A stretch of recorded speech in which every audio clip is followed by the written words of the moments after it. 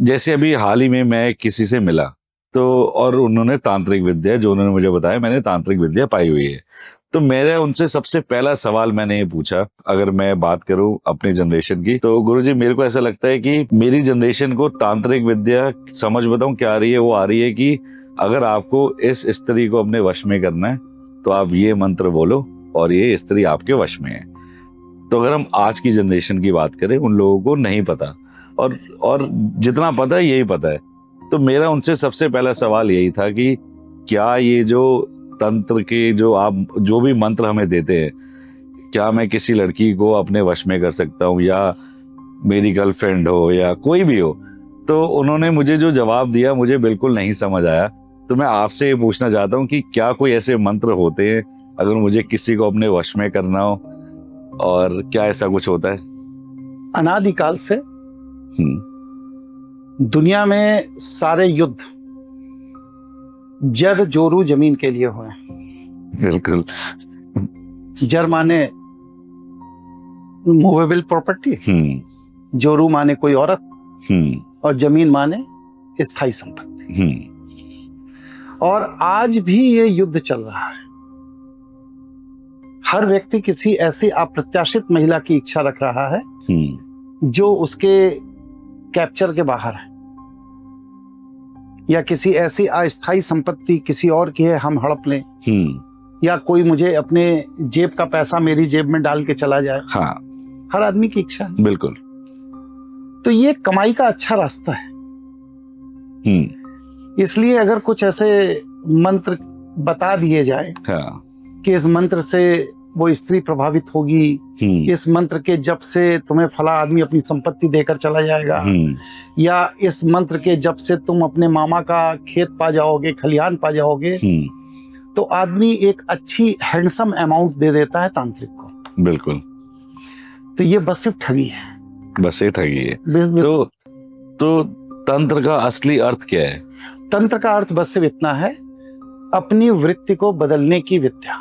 मतलब ये डेफिनेशन है, ये डेफिनेशन, फाइनल डेफिनेशन। तो अगर तो तंत्र एक मेरे जैसे एक इंसान के जीवन में क्या परिवर्तन ला सकता है? अब जैसे आपकी वृत्ति है, आप शौकीन व्यक्ति, क्योंकि जो टैटू वगैरह आपने बना रखे हैं, जो आपकी दाढ़ी की स्टाइल है, आपका हेयर स्टाइल है, ये सारी चीजें आपकी बॉडी लैंग्वेज बताती है कि आप एक शौकीन व्यक्ति। आपकी ये इच्छा है कि मैं जहां जाऊं लोग मुझे देखें, मुझसे प्रभावित हों, अट्रैक्ट हों मेरी तरफ, मुझसे ऑटोग्राफ मांगे, वगैरह वगैरह वगैरह। तो अब मेरे जैसा कोई आपको सीधा साधा तांत्रिक मिलेगा तो वो आपसे कहेगा कि आपकी वृत्ति में, कुंडली जब मैं देखूं कहूंगा वृत्ति में, वाणी भाव में इस तरह का प्रभाव दिख रहा है, लग्न भाव में इस तरह का प्रभाव दिख रहा है। इससे यह 3 वृत्तियां जो मैं समझ पा रहा हूं, इनको अगर आप बदल लेंगे तो आप वही बनेंगे जो आप चाहते हैं। ठीक है। लेकिन अगर कोई दूसरे श्रेणी का तांत्रिक मिलेगा तो वो कहेगा देखिए ऐसा है कि 1.25 लाख रुपए का अनुष्ठान होगा, आप दीजिए, मैं आपके लिए ये मंत्र करूंगा, वो सिद्धि करूंगा, ये यक्षणी करूंगा, वो यक्ष बनाऊंगा, और आप जाकर के उसको पैसे देके चले आएंगे। और फिर वो कहेगा कि अभी मैंने जाप कर दिया है, 40 दिन बाद उसका असर दिखाई देगा। फिर कहेंगे अच्छा अभी एक जाप और करेंगे तब असर दिखाई देगा, और आप 2-3 बार 4 बार पैसा देने के बाद समझ जाएंगे कि वो ठग रहा है। बिल्कुल। फिर आप उससे संपर्क खत्म कर देंगे, वो किसी और को फंसा लेगा।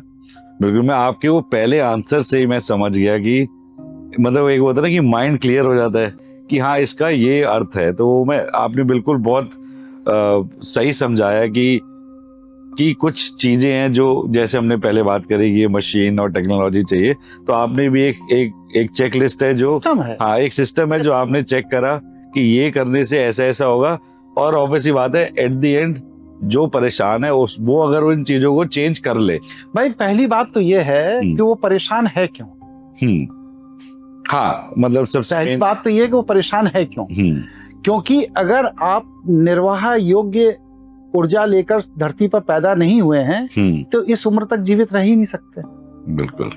अगर आप इस उम्र तक जीवित हैं तो ईश्वर ने आपको निर्वाह योग्य जीवनी ऊर्जा देकर भेजा है, ये सिद्ध है। बिल्कुल। अब ईश्वर ने जब आपको भेजा तो आपके भेजने के पीछे एक उद्देश्य भी बनाया। अब उद्देश्य क्या है ये आपको नहीं मालूम। नहीं मालूम।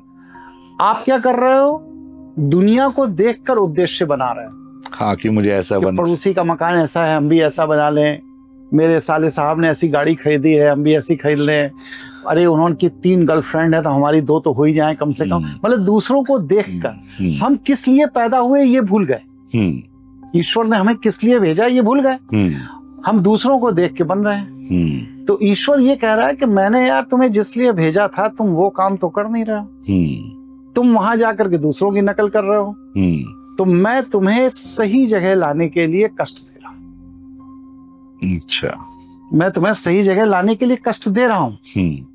अगर इस कष्ट से तुम्हारी चेतना जागृत हो जाए और तुम मेरे कार्य को करो तो तुम्हारे जीवन का संघर्ष कम हो जाएगा, और अगर तुम्हारी चेतना जागृत नहीं हो रही है तो तुम्हारे जीवन का संघर्ष बढ़ता चला जाएगा।